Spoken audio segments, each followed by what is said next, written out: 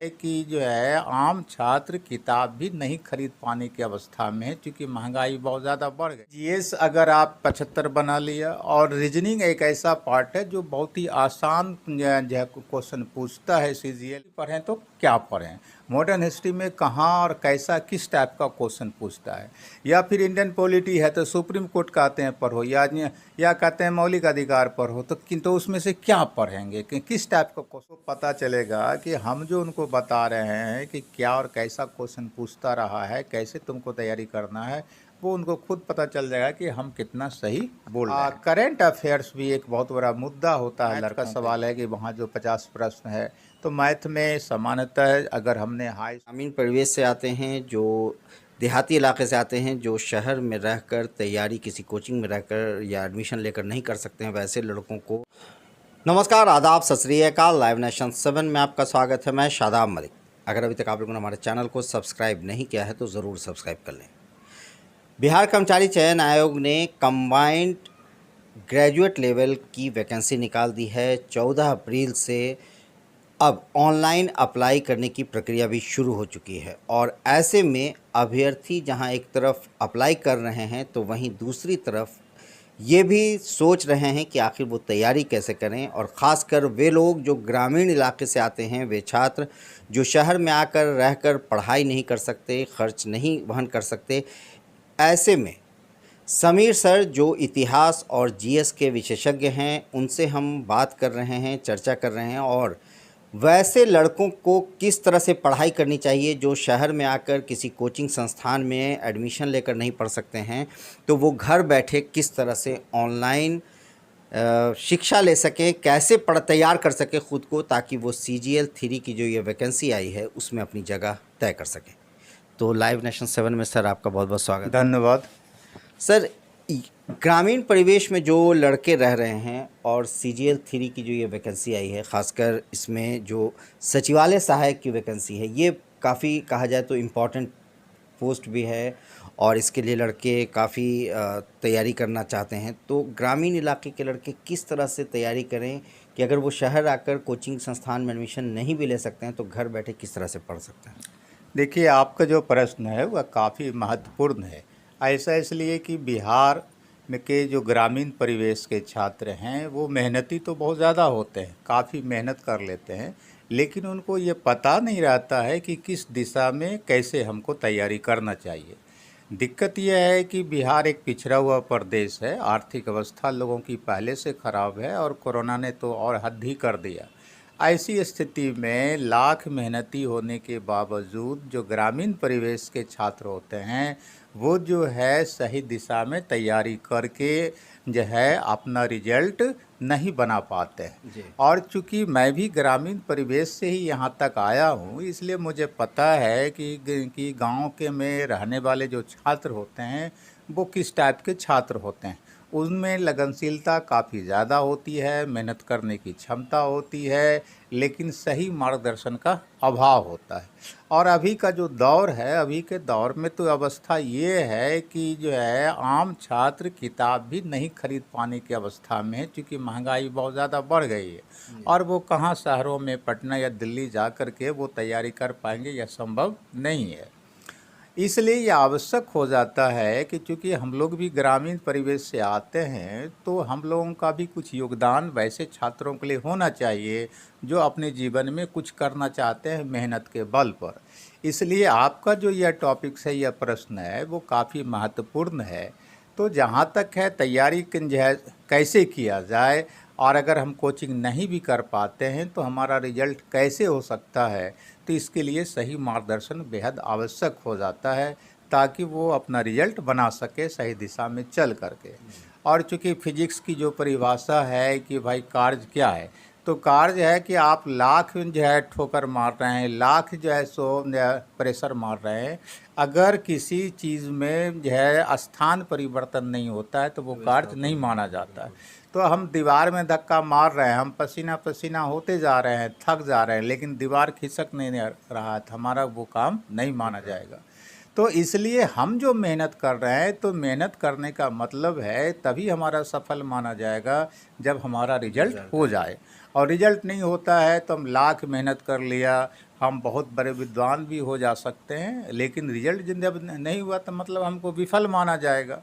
तो इसलिए अभी जो है हम लोग इसी पर चर्चा करें, और न केवल हम लोग जो अभी चर्चा करने जा रहे हैं वह न केवल सीजीएल के छात्रों को लाभ पहुंचाएगा, बल्कि भारत में और बिहार में जितने तरह का एग्ज़ाम होता है, लोअर लेवल से लेकर के बीपीएससी और यूपीएससी तक का जो भी एग्ज़ाम होता है, उन सबों में उनको फ़ायदा पहुंचा देगा, तैयारी किस दिशा में किया जाए।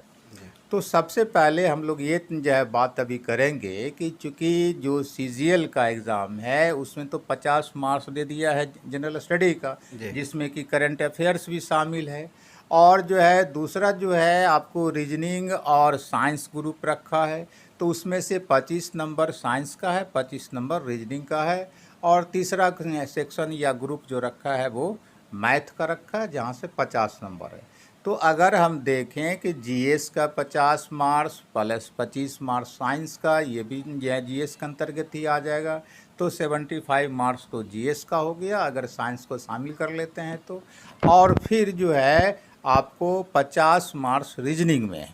तो रीजनिंग में 50 मार्क्स है तो 75 प्लस 50 125 मार्क्स हो जाता है। तो ये दो ऐसा पार्ट है जिस पर लड़का आसानी से मजबूत पकड़ बना सकता है। चूँकि जीएस अगर आप 75 बना लिया, और रीजनिंग एक ऐसा पार्ट है जो बहुत ही आसान जो क्वेश्चन पूछता है सीजीएल में, वो रेलवे लेवल के आसपास का होता है, उसमें 50 क्वेश्चन है तो 50 का 50 हम बना ले सकते हैं। इसके लिए पहले से कोई जो है बैकग्राउंड होने की आवश्यकता नहीं है कि हम रीजनिंग पहले से जानते हैं या नहीं जानते, और कोई भी लड़का पहले से रीजनिंग जानता नहीं, इसलिए कि स्कूल कॉलेज में उसकी पढ़ाई होती नहीं है। अगर अभी से हम रीजनिंग बना लें तो 50 का 50 रीजनिंग हम सॉल्व कर सकते हैं, तो 50 प्लस 75 जीएस साइंस का 125 मार्क्स हो जाता है। तो वो 150 टोटल आपका क्वेश्चन है, और 125 क्वेश्चन हम सॉल्व कर लेते हैं तो यह 83-84% हो जाता है। तो यह रिजल्ट जो है सो दिलाने के लिए काफ़ी है।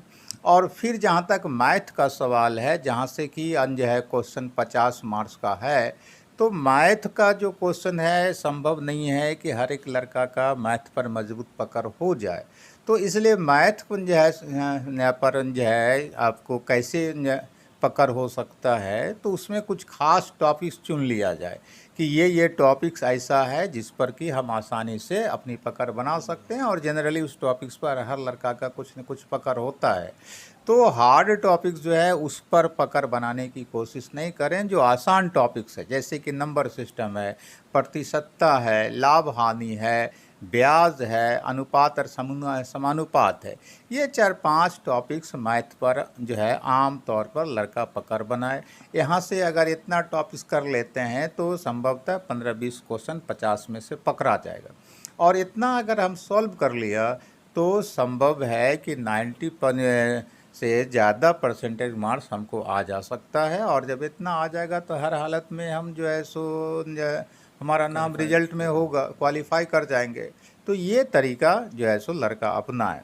अब है कि हम लोग जनरली जो है यह कहते हैं, जो भी टीचर है वो ये कहता है कि अमुक सब्जेक्ट जो पढ़ लो, जैसे इतिहास है तो इतिहास पढ़ लो, या फिर मॉडर्न इतिहास में सबसे ज़्यादा क्वेश्चन मॉडर्न हिस्ट्री से रहता है। इंडियन पॉलिटी है तो इंडियन पॉलिटी में मौलिक अधिकार पर सबसे ध्यान दो, सबसे ज़्यादा ध्यान दो, संसद पर, सुप्रीम कोर्ट पर, संविधान संशोधन पर, और पंचायती राज, ये 5 टॉपिक्स पर हम लोग कहते हैं ध्यान दो। इसी तरह से और दूसरे टॉपिक्स में भी हम लोग कुछ खास टॉपिक्स या पार्ट का सलाह देते हैं कि इस पर ज़्यादा पकड़ बना लो, लेकिन यह एक भेग हो जाता है, भेग सलाह है, मतलब रहस्यमयी सलाह है कि मॉडर्न हिस्ट्री पढ़ें तो क्या पढ़ें, मॉडर्न हिस्ट्री में कहाँ और कैसा किस टाइप का क्वेश्चन पूछता है, या फिर इंडियन पॉलिटी है तो सुप्रीम कोर्ट कहते हैं पढ़ो, या कहते हैं मौलिक अधिकार पढ़ो, तो किंतु उसमें से क्या पढ़ेंगे कि किस टाइप का क्वेश्चन रहता है, संसद है तो संसद में किस टाइप का क्वेश्चन है, राष्ट्रपति है तो राष्ट्रपति में किस टाइप का क्वेश्चन रहता है, कहाँ पर हमको विशेष ध्यान देना चाहिए। तो ये जो है आपको रणनीति समझना होगा, या कहें कि ट्रिक समझना होगा कि ये टॉपिक्स हमारे लिए अमुक विषय में महत्वपूर्ण है न है, तो लेकिन इसमें से कहाँ और कैसा किस टाइप का प्रश्न पूछता है, उस पर भी हम लोगों को विशेष ध्यान देना चाहिए ताकि हमारा मेहनत सही दिशा में हो। और इसके लिए जो है, जैसा कि पिछले इंटरव्यू में हमने कहा था कि हमने हमारा अपना एक यूट्यूब चैनल है जिसको हमने पिछले साल जो है बनाया था, कुछ क्लास भी उस पर लिया था ताकि बिहार के जो भी छात्र हैं या दूसरे स्टेट के, उनको जनरल स्टडी की तैयारी में लाभ मिल जाए। लेकिन दुर्भाग्यवश जानते हैं कि साल भर में मेरा 2 बार ऑपरेशन हुआ और हम बीमार पड़ते रहे, नतीजा है कि वो कंटिन्यू नहीं रह सका। लेकिन अब हम स्वस्थ होते जा रहे हैं, अब संभवतः 10-15 दिन में हम जब स्वस्थ हो जाएंगे तो अब हम अपने YouTube चैनल पर आएंगे और उसमें ये लड़के को जो है बताएंगे कि अगर तुमको सुप्रीम कोर्ट पढ़ना है तो सुप्रीम कोर्ट में क्या पढ़ोगे जो तुम्हारा क्वेश्चन जो है पकड़ा जाएगा। मॉडर्न हिस्ट्री पढ़ना है तो मॉडर्न हिस्ट्री में कहाँ से किस टाइप का क्या चीज़ पढ़ोगे जो तुम्हारा क्वेश्चन पकड़ा जाएगा। इसी तरह से ज्योग्राफी हो या साइंस हो, उस पर हम लोग चर्चा तो करेंगे। ये जो आपका चैनल है सर, वो समीर,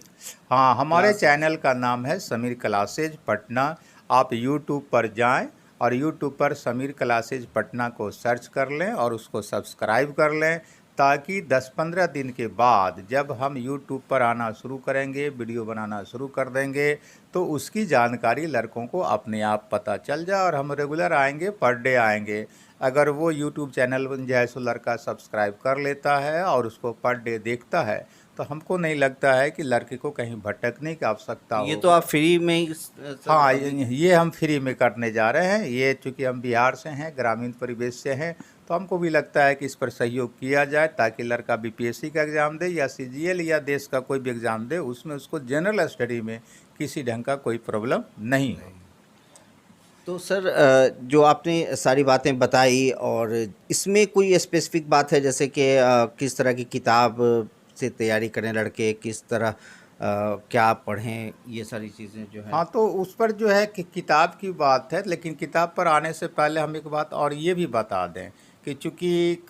खाली पढ़ने से तो काम चलता नहीं है। आपने क्या पढ़ा, किस टाइप का पढ़ा, उसका आप कैसे मूल्यांकन कर पाएंगे कि हम सही दिशा में पढ़ें। अब सपोज़ कर लीजिए हम सलाह दे रहे हैं कि फ्रीडम मूवमेंट है, स्वाधीनता आंदोलन है, उसमें तुम अमुक टॉपिक्स पढ़ो और अमुक टॉपिक्स में ये बिंदु ज़रूर पढ़ो जिस बिंदु से क्वेश्चन बनाता है। अब हमारे कह देने से तो नहीं होगा, अब हमको देखना होगा कि क्या वास्तव में ये बिंदु पढ़ लेने से हमारा क्वेश्चन टैली करता है कि नहीं करता, हम क्वेश्चन सॉल्व कर पाते हैं कि नहीं कर पाते हैं। तो इसके लिए इसको जांचने का सबसे बेहतर तरीका ये है कि अब तक भारत में किसी भी लेवल का जो भी एग्ज़ाम हो, चाहे वो क्लरिकल लेवल का एग्ज़ाम हो, बीपीएससी लेवल का एग्ज़ाम हो, या उत्तर प्रदेश मध्य प्रदेश लोकसभा का एग्ज़ाम हो, या आईएएस का एग्ज़ाम हो, वो उसका जो प्रीवियस ईयर का पूछा हुआ क्वेश्चन है 15-20 साल के दौरान इन सारे आयोगों ने या कमीशनों ने जो क्वेश्चन पूछा है, उस क्वेश्चन को हम सॉल्व करें।